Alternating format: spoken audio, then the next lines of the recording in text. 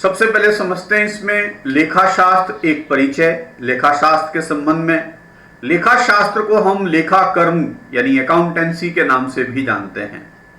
जैसा कि अभी अपन ने फ्लो चार्ट में समझा, मैंने आप लोगों को समझाया, लेखा शास्त्र वह शास्त्र है जिसमें लेखांकन संबंधी समस्त ज्ञान का उल्लेख है।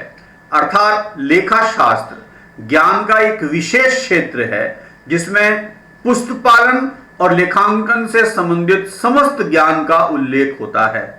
पुस्तपालन लेखांकन शास्त्र की प्रथम आपके सीढ़ी है और दूसरी सीढ़ी के रूप में लेखांकन होती है। तो यानी लेखा शास्त्र के अंतर्गत आपके पुस्तपालन प्रथम भाग के रूप में है और द्वितीय भाग में आपके कौन सा लेखांकन को सम्मिलित किया गया है।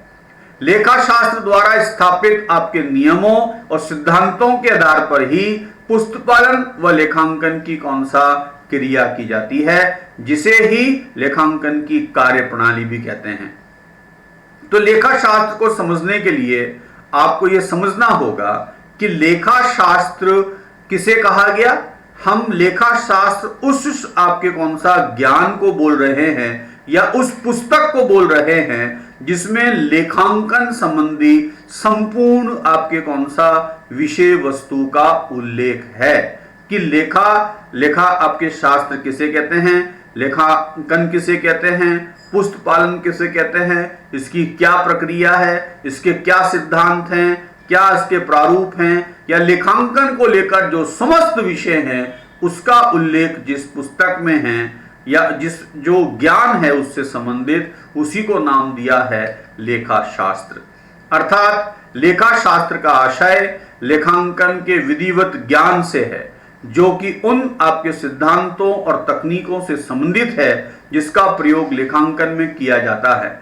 यह हमें बताता है कि लेखा पुस्तक किस प्रकार से आपके कौन सा बनाई जाए, लेखांकन सूचना का सारांश किस प्रकार तैयार किया जाए और इस सूचना को इसमें हित रखने वाले पक्षकारों को किस आपके प्रारूप में किस प्रकार से प्रेषित किया जाए ताकि वो अपने भावी निर्णय ले सके। तो ये जो पूरी आपकी नॉलेज है लेखांकन को लेकर, आपके उसी आपके नॉलेज को, उस पुस्तक को या उस समस्त ज्ञान को ही नाम दिया गया, संज्ञा दी गई लेखा शास्त्र अकाउंटेंसी। अब बात करते हैं इसी के अंदर पुस्तपालन किसे कहा जाए। पुस्तपालन यानी बुक कीपिंग, जैसा कि हमने फ्लो चार्ट में समझा था कि लेखांकन की प्रथम दो अवस्थाएं, उसको ही हमने नाम दिया पुस्तपालन, प्रारंभिक लेखा और वर्गीकरण की अवस्था। तो पुस्तपालन बुक कीपिंग किसे कहा जाए। पुस्तपालन से आशय व्यापार के वित्तीय व्यवहारों को लेखा पुस्तक में दर्ज करने आपकी क्रिया से है। हमने पढ़ा था कि व्यापार के जो आपके व्यवहार हैं, व्यापारिक व्यवहार हैं, जो व्यापार के उद्देश्य के लिए किए गए हैं, उन व्यवहारों में हम उन आर्थिक व्यवहारों की बात कर रहे हैं जिनका मुद्रा में मूल्यांकन किया जा सके, जिन्हें मुद्रा में व्यक्त किया जा सके। उन व्यवहारों को प्रारंभिक पुस्तकों में लिखने की क्रिया ही पुस्तपालन कहलाती है। और पुस्तपालन लेखांकन प्रणाली का क्या है, पहला भाग है। अकाउंटिंग का पहला भाग पुस्तपालन है, जिसके अंतर्गत वित्तीय व्यवहारों का मौद्रिक मूल्यांकन किया जाता है और उनके मौद्रिक स्वरूप का प्रारंभिक पुस्तकों में लेखा और खाता बही में क्या किया जाता है, वर्गीकरण किया जाता है। यही क्रिया क्या कहलाती है, पुस्तपालन बुक कीपिंग। अब इसी में एक परिभाषा आपको दे रखी है कि पुस्तपालन व्यापारिक लेन देनों को पुस्तकों में आपके के सेट में लेखांकित करने की क्या है, कला है, जो कि आपके जे.आर. बाटलीबाई के द्वारा परिभाषित किया गया है। इसी के आधार पर इसकी कुछ विशेषताएं अपन समझते हैं कि पुस्तपालन में कौन कौन सी इसकी विशेषताएं हैं। पुस्तपालन में लेखा पुस्तकों में रखने की ये 4 क्रियाओं को सम्मिलित आपके किया जाता है। सबसे पहली है कि विभिन्न लेन देनों में से ऐसे लेन देनों की पहचान करना जो कि वित्तीय प्रवृत्ति के हैं, जिन्हें मुद्रा में हम मूल्यांकित कर सकें, मुद्रा में व्यक्त कर सकें, ऐसे आर्थिक व्यवहारों का ही पुस्तकों में लेखा किया जाएगा। पहचान किए गए लेन देनों को मुद्रा के रूप में हमको कौन सा आपके मूल्यांकित करना है और उसी रूप में उसे पुस्तकों में व्यक्त किया जाएगा। पहचान किए गए लेन देनों का प्रारंभिक लेखा छोटा व्यापारी जनरल पुस्तक में करेगा और बड़ा व्यापारी सहायक पुस्तकों में करेगा। और चौथा आपके जो प्रमुख भाग है कि प्रारंभिक लेखा पुस्तकों के आधार पर खाता बही में सभी प्रकार के व्यवहारों से संबंधित खातों को अलग से खोला जाएगा। सभी प्रकृति के खाते खाता बही में अलग अलग खोले जाएंगे। सभी खातों को एक बार खोला जाएगा और उनसे संबंधित समस्त व्यवहार तिथि अनुसार निर्धारित प्रारूप में आपके कौन सा लिखे जाएंगे। तो ये संपूर्ण क्रिया पुस्तपालन का भाग है जो कि आपको यहां पर व्यक्त करी है। पुस्तपालन का कार्य एक यांत्रिक प्रकृति का होता है। देखो, पुस्तपालन को लिखने के लिए कोई विशिष्ट आपके ज्ञान की आवश्यकता नहीं है। एक निर्धारित प्रारूप के अंदर व्यवहारों को निर्धारित क्रम में लिखना है। यह यांत्रिक प्रवृत्ति का इसलिए बोला कि इसके अंदर सिमिलर नेचर के व्यवहार होंगे, निर्धारित प्रारूप में ही आपको लिखना है। लिखने का भी आपका तरीका एक सुनिश्चित है, नियमावली सुनिश्चित है। तो ये यांत्रिक प्रवृत्ति का काम है कि एक ही काम को बार बार हमको करना है, क्योंकि ये दिन प्रतिदिन आपके कौन सा करना है, प्रतिदिन करना है, तिथि अनुसार पुस्तकों में लेखा करना है। इसलिए इसको यांत्रिक प्रवृत्ति का बोला गया। इसे उन व्यक्तियों के द्वारा भी किया जा सकता है जिन्हें लेखांकन का सीमित ज्ञान हो। इसलिए आपके पुस्तपालन की क्रिया को यांत्रिक आपके कौन सा प्रवृत्ति का कहा गया। अब समझते हैं हम लोग आपके कौन सा इसी के अंदर आपके कौन सा लेखांकन यानी अकाउंटिंग किसे कहा जाए। उसके पहले वर्तमान समय में ये कार्य कंप्यूटर के द्वारा भी किए जाने आपके कौन सा लगा है। आजकल ये जो आपके पुस्तपालन की एक्टिविटी है इसके लिए टेली सॉफ्टवेयर भी आप लोगों को मिलता है। हम अपना खुद का सॉफ्टवेयर भी डिजाइन कर सकते हैं और ये प्रारंभिक आपके व्यवहारों का लेखा आजकल कंप्यूटर के द्वारा भी किया जाने लगा है। लेखांकन अकाउंटिंग किसे कहा जाए। लेखांकन अकाउंटिंग को अपने फ्लो चार्ट में काफी विस्तार से समझा है कि ये पूरी प्रक्रिया आपको मैंने लेखांकन की आपके कौन सा फ्लो चार्ट में बताई है, उसी ही वापस से एक बार समझते हैं। परिभाषा के रूप में व्यापारिक आर्थिक व्यवहारों के मौद्रिक स्वरूप को लेखा पुस्तकों में लिखने, वर्गीकृत करने, सारांशित करने, विवरण का आपके कौन सा विश्लेषण कर उनके परिणामों को उनके उपयोगकर्ता तक पहुंचाने की क्रिया ही क्या है, लेखांकन है। इसमें पुस्तपालन भी इंक्लूडिंग है, ये ध्यान रख लेना। प्रारंभ की जो दो अवस्थाएं हैं, व्यवहारों को लिखना और वर्गीकृत करना, यही पुस्तपालन है और ये लेखांकन का ही भाग है। तो लेखांकन दो भागों में होगा। पहले भाग में पुस्तपालन, उसके बाद में आपके कौन सा शेष क्रिया। इसी को मैंने काफी विशेषताओं के रूप में आपको विस्तार से बताया है। लेखांकन को काफी डिटेल से बताया है। इसको लेकर बहुत सारे प्रश्न बनते हैं। सबसे पहली विशेषता है कि लेखांकन कला भी है और विज्ञान भी है। एक अलग से ही प्रश्न बन सकता है कि लेखांकन कला है या विज्ञान। आपको इस तरह से प्रश्न पूछेगा तो आपको व्यक्त क्या करना है आंसर, वो मैं आपको इसमें बता रहा हूं। सबसे पहले आप समझाएं कि लेखांकन कला व विज्ञान दोनों हैं। उसके उपरांत एक एक करके आप ये समझाएं कि कला से तात्पर्य किसी भी कार्य को करने की एक विशेष विधि से है। लेखांकन प्रणाली में पुस्तकों में लेन देनों को एक विशेष ढंग से लिखा जाता है, उनका वर्गीकरण किया जाता है और उनसे परिणाम भी ज्ञात किए जाते हैं। इन परिणामों को उनके उपयोगकर्ताओं को एक विशेष माध्यम से उपलब्ध भी कराया जाता है। इस प्रकार लेखांकन प्रणाली का सारा कार्य कलात्मक है। अतः लेखांकन निश्चित रूप से एक कला है, क्योंकि आपके ये पूरी प्रक्रिया है जो लेखांकन की, उसके लिए आपके निर्धारित नियम हैं, उसके लिए निर्धारित प्रारूप है, प्रक्रिया है। हमें लेखांकन के अंदर इन सिद्धांतों को, अवधारणाओं को, परंपराओं को इनकी आपकी पालना करते ही संपूर्ण आपकी कौन सा क्रिया को करना है। इस कारण से लेखांकन को क्या कहा गया, आपके कौन सा कला। किसी भी काम को सर्वोत्तम तरीके से करने की क्रिया ही क्या कहलाती है, कला। और लेखांकन के अंतर्गत भी जो नियम, प्रक्रिया, प्रारूप, सिद्धांत, अवधारणाएं आपको दे रखी हैं, उनके आधार पर जो लेखांकन किया जाता है वो भी सर्वोत्तम स्तर का होता है। इसलिए इसी को कहा गया कि लेखांकन कला भी है। अब समझते हैं कि इसका विज्ञान आपके स्वरूप क्या है, कि लेखांकन को विज्ञान क्यों कहा गया। विज्ञान से तात्पर्य ज्ञान की उस शाखा से है जिसमें निश्चित नियम, सिद्धांत और आपके प्रविधियों को अपनाया जाता है एवं वैज्ञानिक तरीके से उसका प्रस्तुतिकरण और निर्वचन प्रस्तुत किया जाता है। देखो, विज्ञान जो है उसके अंतर्गत सभी चीजों को तर्कसंगत तरीके से रखा जाता है, यानी हर एक चीज के होने के पीछे तथ्य है, कारण है, और उन्हीं कारणों के आधार पर वो आपके कौन सा क्रिया या सिद्धांत सुनिश्चित किया गया है। तो विज्ञान हर एक चीज को, हर एक विषय को प्रमाणित करता है कि इसके पीछे का कारण ये है। तो जो हमारे लेखांकन के सिद्धांत बने हुए हैं, लेखांकन की जो आपकी कौन सा नियमावली बनी है, वो भी तर्क संगत तरीके से समझाई गई है कि इसके पीछे का आधार क्या है। इस कारण से लेखांकन को हमने विज्ञान की संज्ञा दी गई। लेखांकन प्रणाली में भी लेन देनों को एक निश्चित कसौटी पर तोलने के बाद उनकी लेखा पुस्तकों में क्या की जाती है, प्रविष्टि की जाती है। यह कोई मनगढ़ंत तरीका नहीं है कि जिसमें जचा उसने वैसे लिख दिया, नहीं। लेखांकन की आपकी नियमावली है, सिद्धांत हैं, प्रक्रियाएं हैं, प्रारूप है, अवधारणाएं हैं, और इनके पीछे एक आपके कौन सा बहुत ठोस आधार है जिनके आधार पर इन सब चीज का निर्धारण किया है।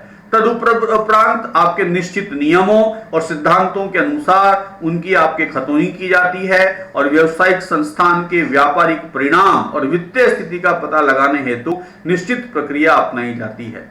इस प्रकार लेखांकन कार्य भी निश्चित रूप से क्या है, विज्ञान। तो इस रूप से आप अपना आंसर व्यक्त करेंगे अगर आपके प्रश्न में आ जाए कि लेखांकन कला है या विज्ञान, तो आप आंसर का प्रारंभ करेंगे कि लेखांकन कला विज्ञान दोनों हैं, और इस प्रकार से कला और विज्ञान को आप समझाते हुए अपना आंसर व्यक्त करेंगे। इसकी जो दूसरी विशेषता दे रखी है कि केवल वित्तीय प्रकृति के लेन देनों का ही लेखा करना। आपको मैंने बताया था कि जो अकाउंटिंग की जाती है वो व्यापार के सभी व्यवहारों को व्यापारिक पुस्तकों में नहीं लिखते। व्यापारिक उद्देश्य के लिए कई प्रकार के व्यापारिक व्यवहार करता है, पर सभी आपके व्यवहारों का लेखा पुस्तकों में नहीं किया जाता।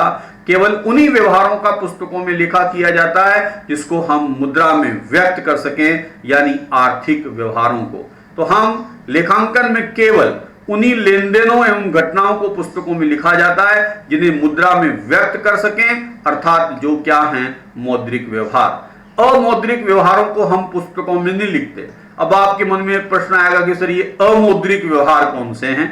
अमौद्रिक व्यवहार व्यापार के लिए इंपोर्टेंट होते हैं, पर इसको मुद्रा में व्यक्त नहीं कर सकते, इसलिए इनको पुस्तकों में नहीं लिखा जाता। उसके मैंने कुछ एग्जाम्पल आप लोगों को दिए हैं। योग्य व अनुभवी प्रबंधक का द्वारा त्याग पत्र दे देना।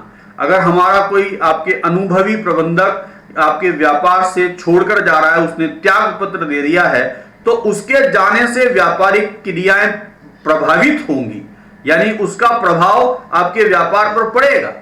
पर इसको हम आपके प्रभाव को मुद्रा में मूल्यांकित नहीं कर सकते।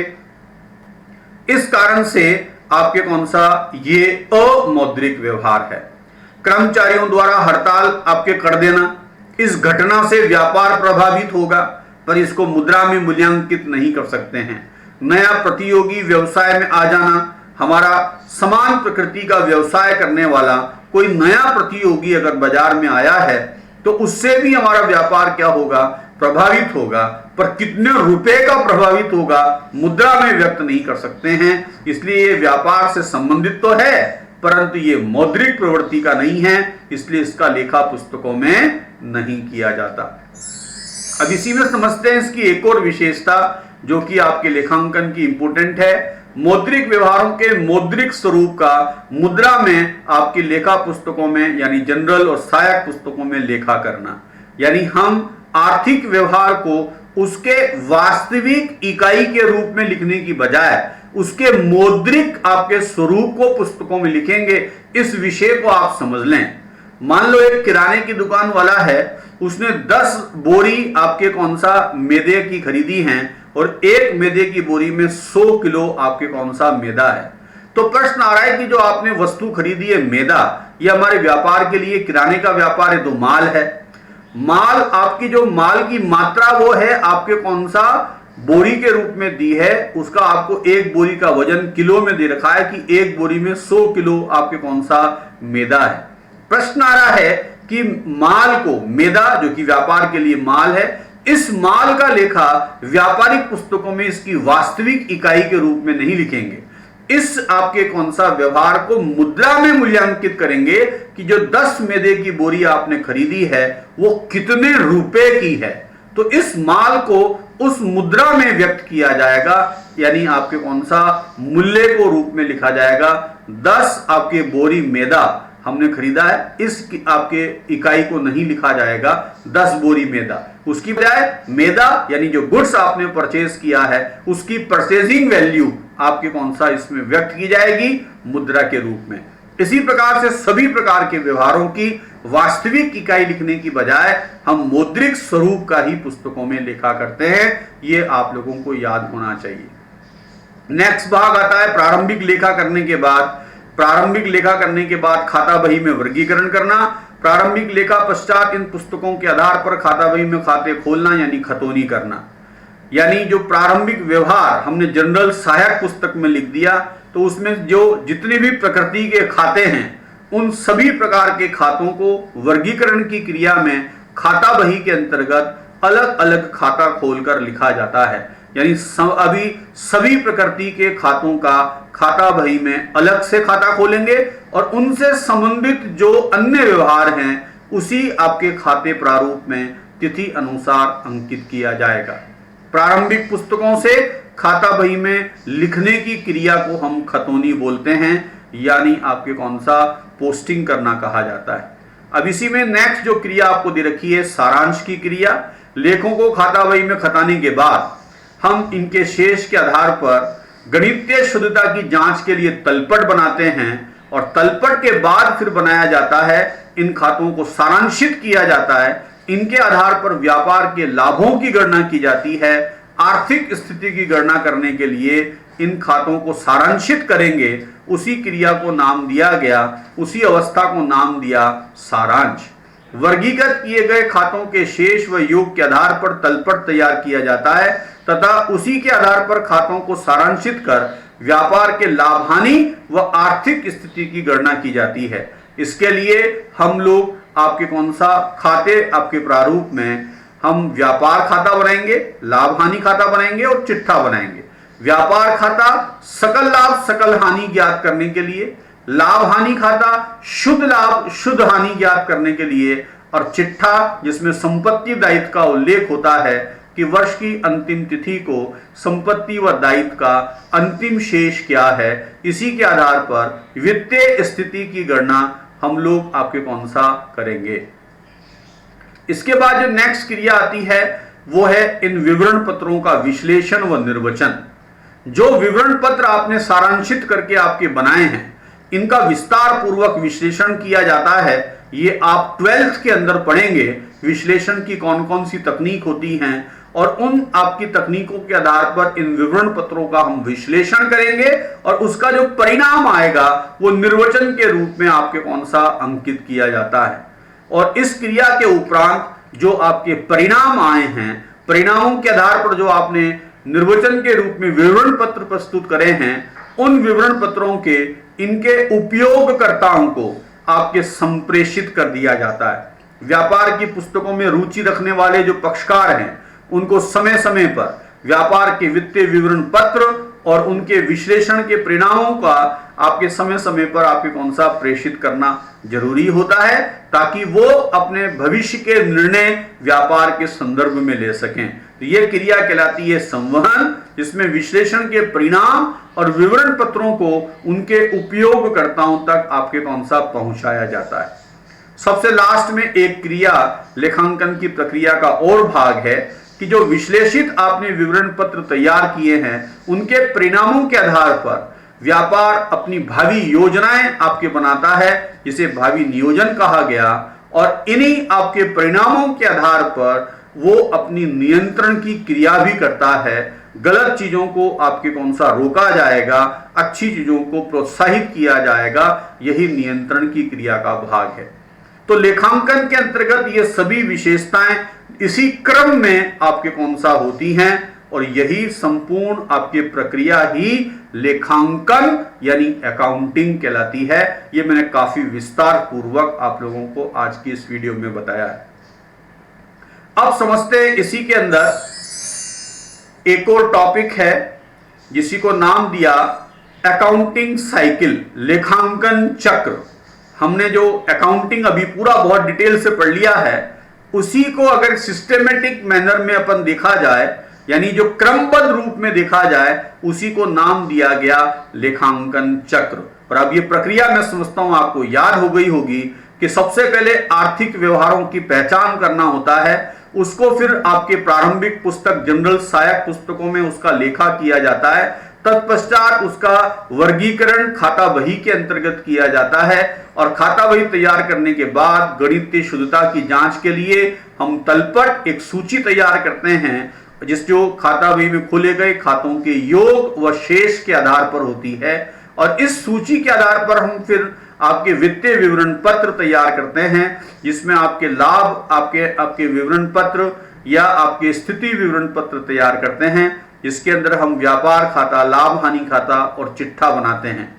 इसके उपरांत आप आपके कौन सा विवरण पत्रों का विश्लेषण करते हैं, और जो परिणाम आते हैं उसको संप्रेषित किया जाता है उनके उपयोगकर्ताओं को। इस प्रकार से ये नियमित क्रिया आपके कौन सा व्यापार में चलती रहती है। इस संपूर्ण प्रक्रिया को ही नाम दिया गया लेखांकन चक्र यानी अकाउंटिंग साइकिल। तो आज की इस वीडियो में हमने 3 आपके कौन सा शब्दार्थों को काफी विस्तार पूर्वक पढ़ा कि लेखा शास्त्र विषय क्या है, लेखांकन किसे कहे या पुस्त पालन किसे कहा जाए। जो नेक्स्ट आपकी कौन सा वीडियो आप लोगों के लिए जो मैं लेकर आ रहा हूं वो है लेखांकन के उद्देश्य को लेकर, लेखांकन के प्रकार व उपक्षेत्र को लेकर, और पुस्त पालन व लेखांकन में क्या अंतर है, इसको लेकर नेक्स्ट वीडियो बनाई है। तो ध्यान पूर्वक देखें, और जो आज आपको मैंने फ्लो चार्ट बताया है स्टार्टिंग में, वो आपकी कॉपी में आप डेफिनेट प्रिपेयर करें, क्योंकि समय समय पर वो फ्लो चार्ट आप लोगों को बहुत चीजों को समझने में सहायता प्रदान करेगा। और एक बार वापस से जो हमारे नए व्यूअर्स हैं, अगर चैनल सब्सक्राइब नहीं किया है तो चैनल को प्लीज सब्सक्राइब करें, ताकि हम लोगों को प्रोत्साहन मिल सके और आप लोगों के लिए अच्छी वीडियो हम प्रिपेयर कर सकें। Thank you.